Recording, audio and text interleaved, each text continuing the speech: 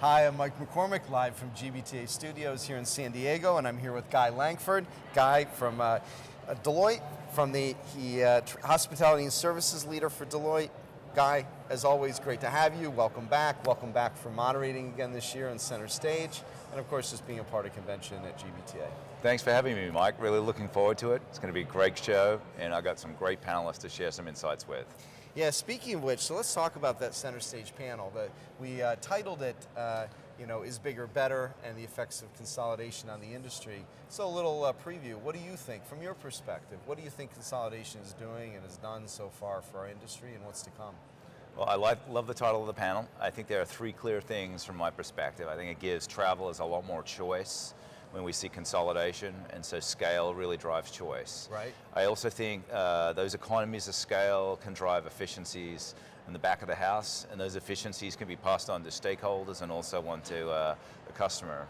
And I think also you can see a lot more targeting of segments in the marketplace so that we can really target into the needs of Mike or Guy as travelers and get a much better customer experience.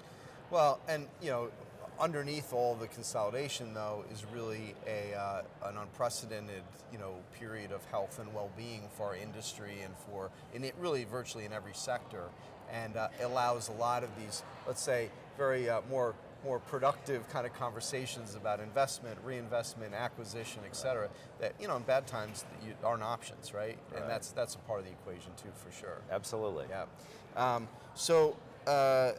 Let's talk about that too. In this environment, balancing the needs and let's say the needs of both the traveler and the corporation. The corporation, of course, paying the bill. Who's the winner here? One, both? Everyone's a winner. Right. But there are caveats.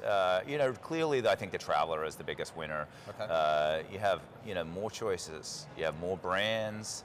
You have different price points, and you have more offerings. So the traveler can really, customize their travel experience based on their wallet, based on their preferences. Right. So I think the traveler clearly gets some great benefits there.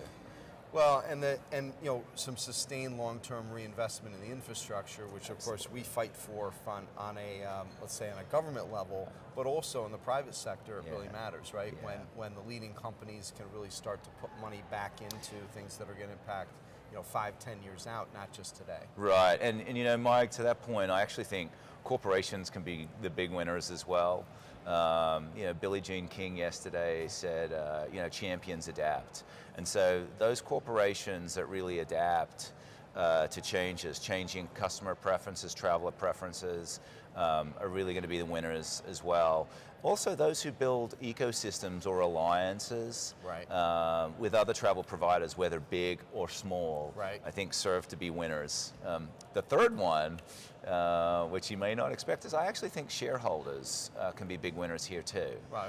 I believe, if consolidations create efficiencies and synergies, if they create customer retention and also increments in customers, that drives ROI for shareholders as well. So you have a world where travelers definitely win, corporations can win if they adapt, and then also shareholders can be beneficiaries as well. Well, and certainly for CEOs across the space, finding that proper balance is really is a challenge, right? Because everyone wants more of the lion's share. I mean, certainly shareholders want it, travelers want it, ultimately employees want it. Everyone wants to win in the equation, and getting that balance right is not always easy, right? No. Yeah. So top trends you see coming that when we sit here again, maybe we'll have you back next year, hopefully. If you come back and we're sitting here a year from now, what are we going to be talking about? What do you think the next year holds? A lot of great trends, Mike, and we've heard some of them already in the conference so far. There are probably three that I'm focused on that I think we can watch. I really like tech, and I'll drill down on that in a second. Okay. I actually like leisure travel, which I'll get to as well, and then health and wellness. All right. So when we think about tech, many of us use our smartphones to book a trip, to pick a seat, or to get a hotel, or to order a meal, and that's the tech that we see. And I use the analogy of an iceberg. Right. And that's what we see that's above the water. Right. It's what's below the water, that big 90%, and that's the back-end customer systems, reservations, loyalty programs, inventory management. Historically, they've been disparate systems. Right. And so the amount of investment now that is going to integrate those systems, putting them up into a cloud, and then that drives much more functionality with the front end and what's in our fingertips. So it gives us more power in our fingertips. I think there's some great technology examples out there. I think you talk about artificial intelligence, virtual reality, augmented reality, even biometrics. These are technologies that are being used to enhance the travel experience, provide efficiencies, and they're not just shiny toys, they're actually enhancing the whole experience. Well, not just at with the travel suppliers, but as we heard yesterday with TSA and with CBP, I mean, they're anxious to really get biometrics past the test phase and really into full deployment. Full deployment, to help with the whole experience, even as you move through the airports. Absolutely. And through security. So thinking about that too, with all this technology, you know, one of the big issues is cyber. So how do you manage Mike's personal information, Guy's personal information, and keep it secure across multiple platforms? So the right cybersecurity and protocols are important. Yep. You know, the other two things that I had, Mike, were I talked about bleisure. Yep. I came here a couple of days earlier for a bit of fun in the sun. Right.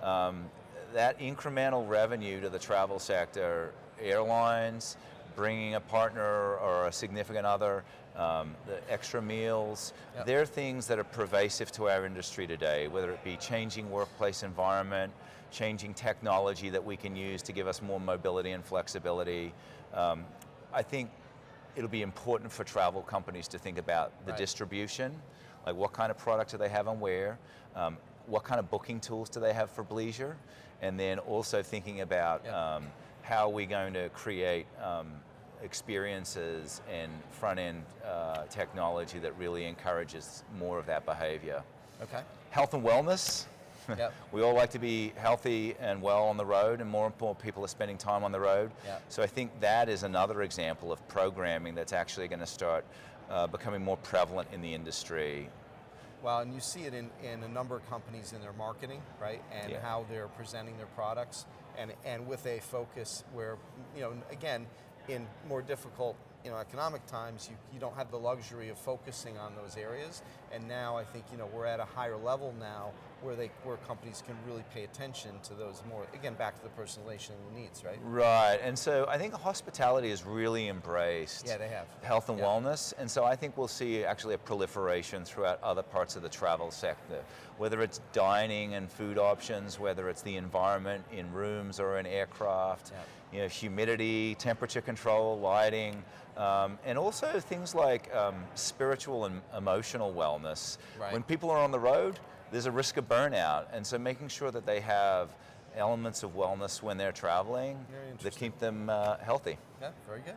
Well, as always, terrific insights and great perspective from Guy Langford, and appreciate your time, and certainly appreciate you, again, helping us out on stage here. That's great. Thanks for having me, Mike. Great, Thank terrific. you. Bye-bye. And I'm Mike McCormick, live from convention in San Diego.